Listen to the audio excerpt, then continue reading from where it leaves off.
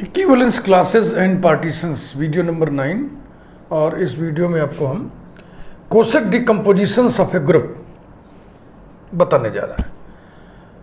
अभी तक जो कुछ भी आपने पढ़ा था इस प्लेलिस्ट में उसमें ग्रुप की ज़रूरत नहीं पड़ी थी, लेकिन अब आपको हम जो कुछ बता रहे हैं इस वीडियो में या अगले वीडियो में वो सब ग्रुप से कनेक्टेड हैं।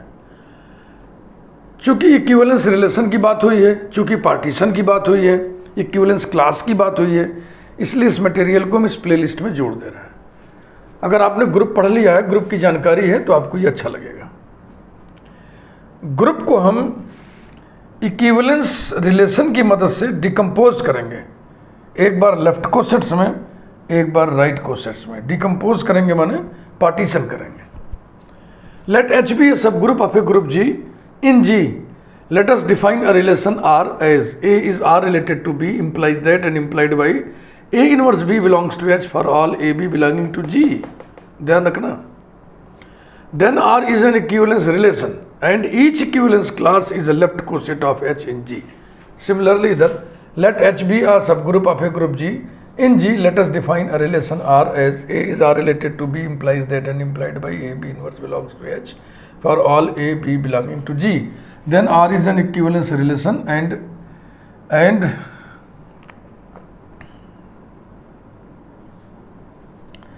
each equivalence class is a right coset of H in G। यही है, ये लेफ्ट कोसेट डिकम्पोजिशन है, ये राइट कोसेट डिकम्पोजिशन है किसी ग्रुप का। यही फर्क है, देखो ध्यान से देख लो। लेफ्ट कोसेट डिकम्पोजिशन वाले में इन्वर्स वाला एलिमेंट बाईं तरफ है, राइट कोसेट डिकम्पोजिशन में इन्वर्स वाला एलिमेंट दाहिने तरफ है। ऐसे दिमाग में आपके बात बैठ जाएगी। तो ये दोनों को हम पैरेलल ऐसे लिखेंगे कॉलम वाइज। इधर भर जाएगा तो ऊपर लिखेंगे ऐसे, है ना। वही काम इधर लिखेंगे, भर जाएगा तो फिर ऊपर ऐसे। आओ देखो,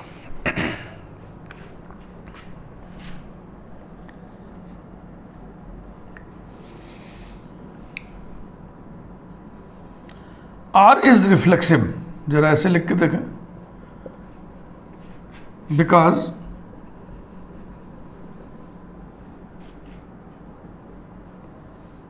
E equal to A inverse A for all A belonging to G। सही लिखा हुआ है। G का कोई भी एलिमेंट A ले लो तो A इनवर्स A बराबर E होगा।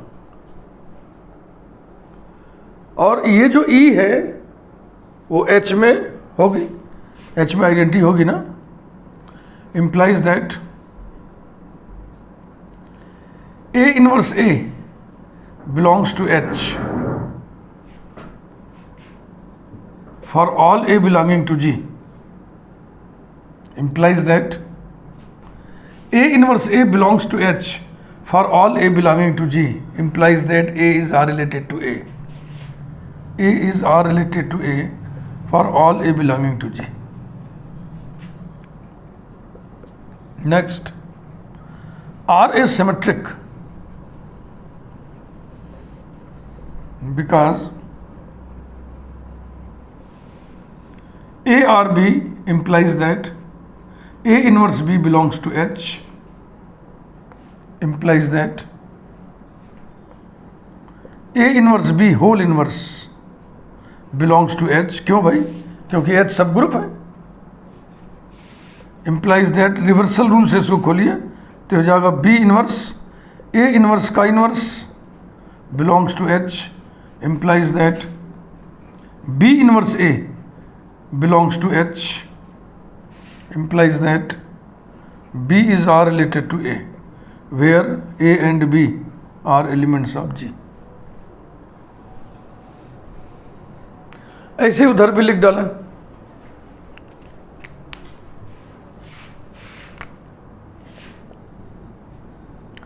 R is reflexive because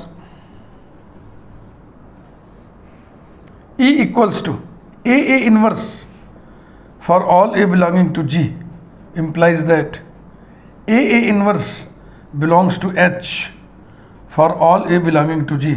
क्योंकि A इनवर्स E है और सब ग्रुप के पास आइडेंटिटी होगी।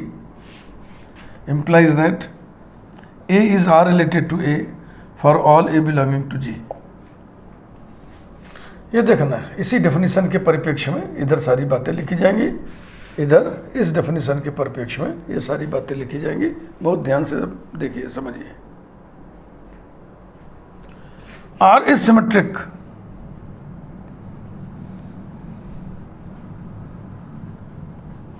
बिकॉज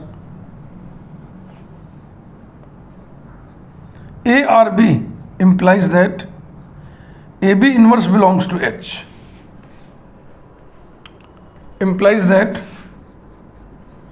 AB inverse का inverse belongs to H. Logic लिखना लिख दिया, since H is subgroup, subgroup है तो ग्रुप है, ग्रुप है तो हर एलिमेंट का इनवर्स भी उसी में होगा। Implies that B inverse whole inverse A inverse belongs to H, implies that BA inverse belongs to H। ये देखो, BA inverse belongs to H माने B is R related to A, implies that B is R related to A, where A और B G के elements हैं। तो दोनों ही को हमने रिफ्लेक्सिव दिखा दिया, दोनों ही को हमने सिमेट्रिक दिखा दिया। आइए दोनों को ही ट्रांजिटिव दिखाएं। अगर आप नहीं नोट कर पा रहे हो तो आप स्क्रीनशॉट लेते चलें, बाद में नोट करिएगा।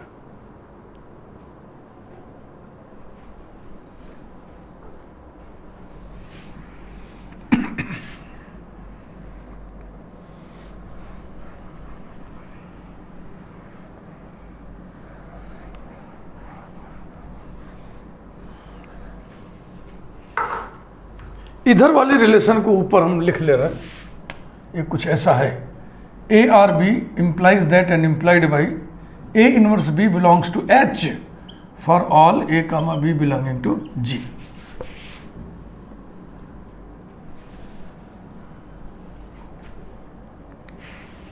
ऐसे इधर इधर वाले रिलेशन के डेफिनेशन को लिख लें हम, मोड ऑफ रिलेशन, क्योंकि उसी के परिप्रेक्ष्य में, उसी के अंडर सारा काम होना है।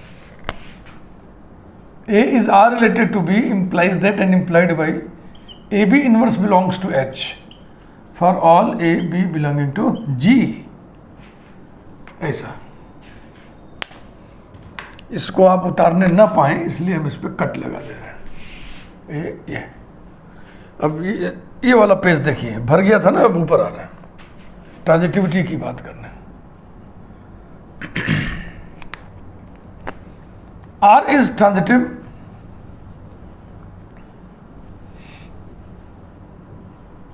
because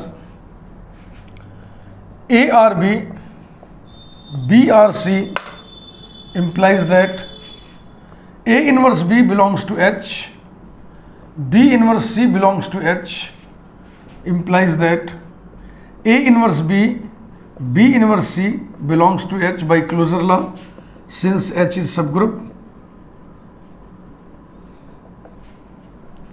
implies that A inverse E C belongs to H, E being identity, E being the identity, identity को हम शॉर्ट में IDT लिख दे रहे हैं, ये identity लिखा, implies that A inverse C belongs to H, and this implies that A or C where A comma B comma C belong to G।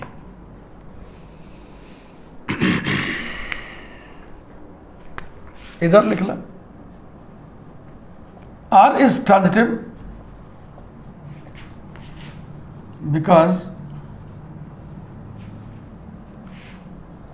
A or B, B or C implies that AB inverse belongs to H, BC inverse belongs to H, implies that AB inverse BC inverse belongs to H by closure law, since H is subgroup, implies that A E C inverse belongs to H, E being the identity,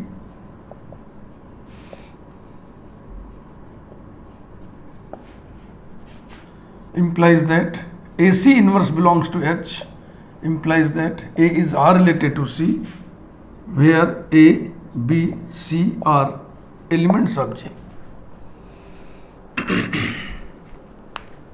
तो relation R दोनों ही cases में equivalence relation निकला। Thus, R is an equivalence relation. Equivalence relation in G, and so it partitions, it decomposes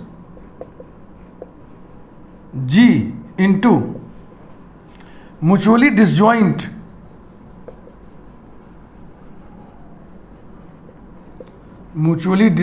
equivalence classes. Equivalence classes. Each equivalence class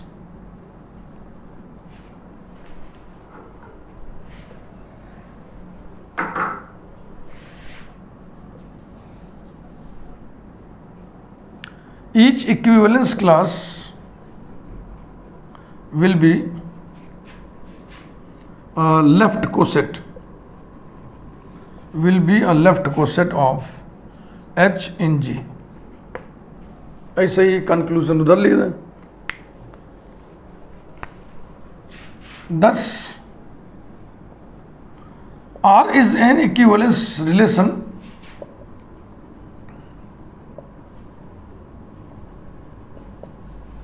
in G, and so it partitions G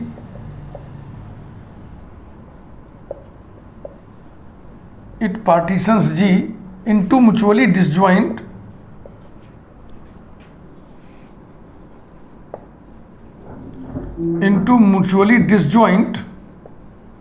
equivalence classes.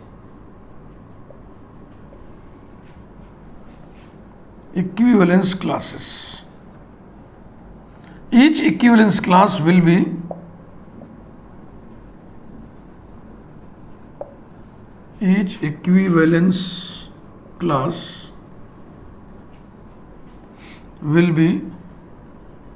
a right coset of H in G.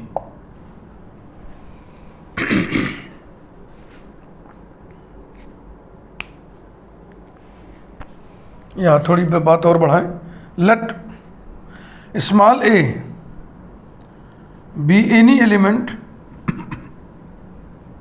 of G, then the equivalence class with respect to A is box A equals to curly bracket X belonging to G such that X is R related to A. It is proper subset of G equals to curly bracket X belonging to G such that X R A का क्या अर्थ लेके आप चल रहे हो? X inverse A belongs to H वो लिखा हुआ है। ऐसे ही कुछ यहाँ भी लिख दें। Let A be any element of G, then the equivalence class with respect to A is box A equals to curly bracket X belonging to G such that X is R related to A, subset of G equals to curly bracket X belonging to G such that इसका क्या अर्थ लेके चल रहा है? X A inverse belongs to H here.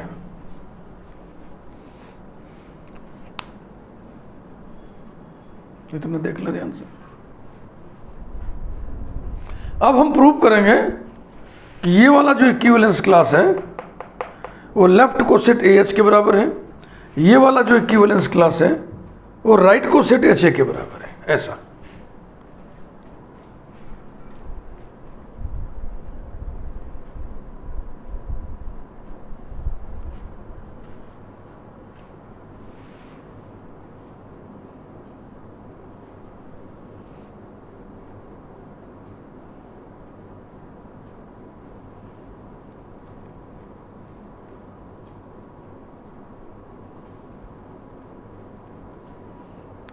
ठीक, आइए शुरू।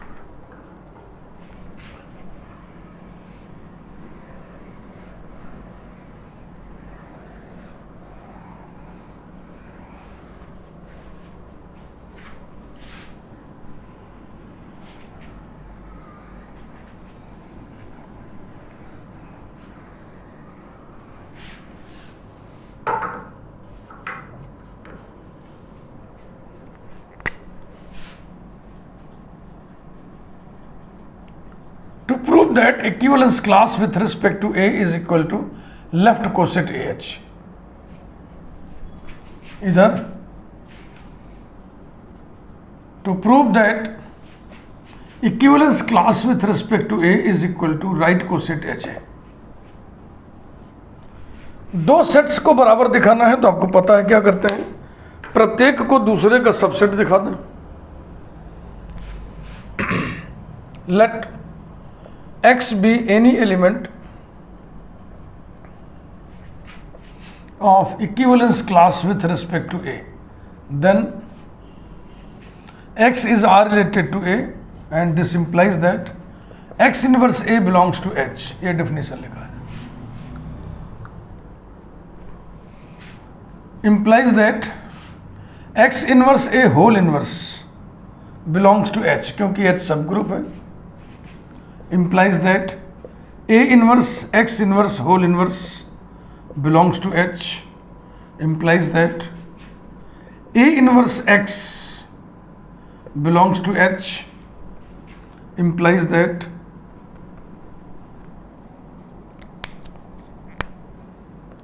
A inverse X belongs to A H, yeah, implies that EX belongs to left coset AH, implies that X belongs to left coset AH। तो यहाँ से आप शुरू किए थे, X इसका आर्बिट्रेरी एलिमेंट है, वो इसमें भी चला गया, यानी कि इसके सारे एलिमेंट इसमें आ जाएंगे, यानी कि ये सबसेट हो गया इसका। Therefore equivalence class with respect to A is subset of left coset AH, number 1। Let X be any element, हाँ X दो बार लिखने में अगर आपको कुछ खराब लगे तो वही लिख दो। Let X be any element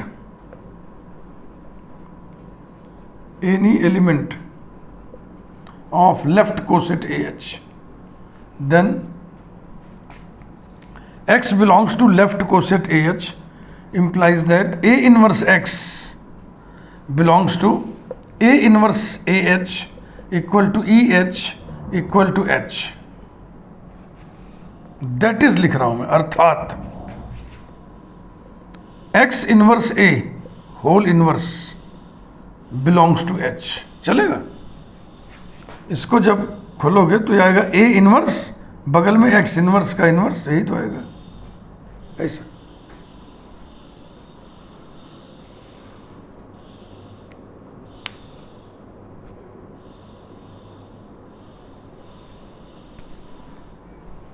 implies that, हाँ देखो जरा भी कंफ्यूजन हो तो यहाँ पे लॉजिक लिख दो, चूंकि X inverse A whole inverse equal to A inverse X, हाँ ऐसे लिख दो। implies that X inverse A whole inverse again whole inverse belongs to H, क्योंकि H सब ग्रुप है भाई, H इज सब ग्रुप। अगर कोई एलिमेंट H में है तो उसका इनवर्स भी होगा। अब आपको पता है ना, Y इनवर्स होल इनवर्स माने Y, implies that X inverse A belongs to H। X inverse A belongs to H माने X is R related to A, implies that X is R related to A, and this implies that x belongs to equivalence class with respect to A. तो यहाँ से शुरू किया तो यहाँ पहुँचे, therefore left coset AH is subset of equivalence class with respect to A. Number 2, or from 1 and 2 we have equivalence class with respect to A is equal to left coset AH. ऐसे ही proof उधर लिख दीजिए, बिल्कुल इसी track पर चलते हुए.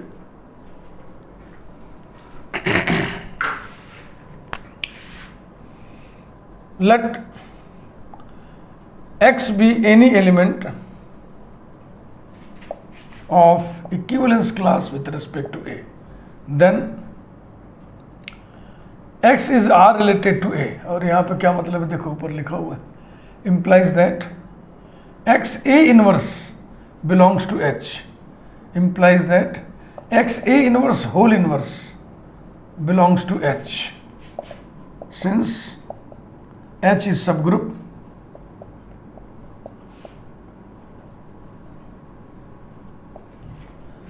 implies that, उल्टा खोलिए, A inverse का inverse x inverse belongs to H implies that A x inverse belongs to H implies that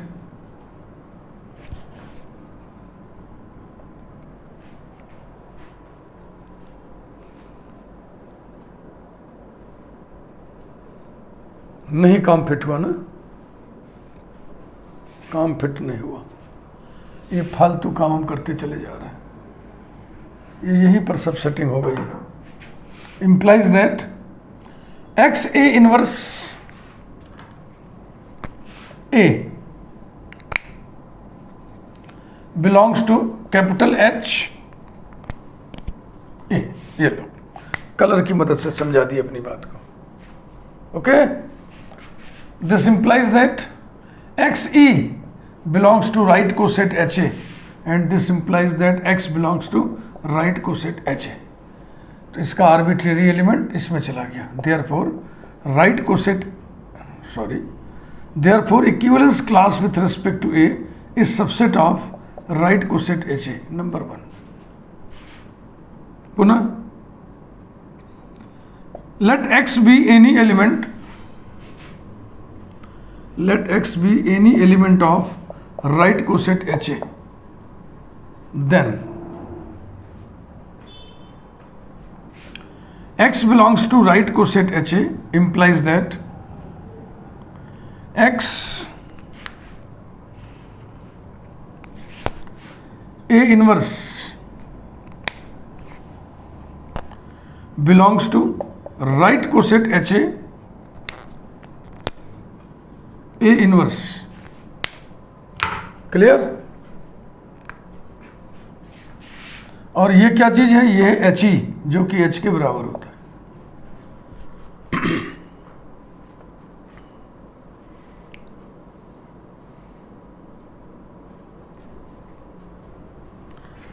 तो इसमें तो थोड़ी कसरत करनी पड़ी थी, लेकिन इसमें तो हमको बड़ा इजी लग रहा है. देखो, implies that x A inverse belongs to H. x A inverse belongs to H means x is R related to A. X is R related to A, and it means x belongs to equivalence class with respect to A. तो यहाँ शुरू किए, यहाँ पहुँच गए. Therefore right coset HA is subset of equivalence class with respect to A. Number 2, इन दोनों को mix करिए. From 1 and 2 we have equivalence class with respect to A is equal to right coset HA. बहुत ही बेहतरीन ये दोनों example हैं. एक group को हम बांट रहे हैं, विखंडित कर रहे हैं म्यूचुअली डिसजॉइंट इक्विवेलेंस क्लासेस में, और हर इक्विवेलेंस क्लास इस वाले केस में इधर लेफ्ट कोसेट है और इधर राइट कोसेट है. यानी ग्रुप जी का पार्टीशन लेफ्ट कोसेट्स में भी किया जा सकता है और ग्रुप जी का पार्टीशन राइट कोसेट्स में भी किया जा सकता है. इक्विवेलेंस क्लासेस होने के नाते लेफ्ट कोसेट्स और राइट कोसेट्स वो सारी प्रॉपर्टीज़ एग्जिबिट करती हैं, शो करती हैं जो इक्विवेलेंस क्लासेस करती हैं। यानी कि G is union of all left cosets, G is union of all right cosets. Any two left cosets are either disjoint or identical. Any two right cosets are either disjoint or identical. ये equivalence classes के गुणधर्म हैं जो कि अब left cosets भी प्रदर्शित कर रहे हैं और राइट कोसेट्स भी प्रदर्शित करने लगे हैं। क्यों? ये मैं आपको कारण बता दिया, क्योंकि ये इक्विवेलेंस क्लासेस हैं। वीडियो लाइक करें। अगले वीडियो में, जो कि छोटा वीडियो होगा, हम ग्रुप का पार्टीशन एक दूसरे इक्विवेलेंस रिलेशन की मदद से करेंगे और उस इक्विवेलेंस रिलेशन का नाम है conjugacy relation, relation of conjugacy. Thank you.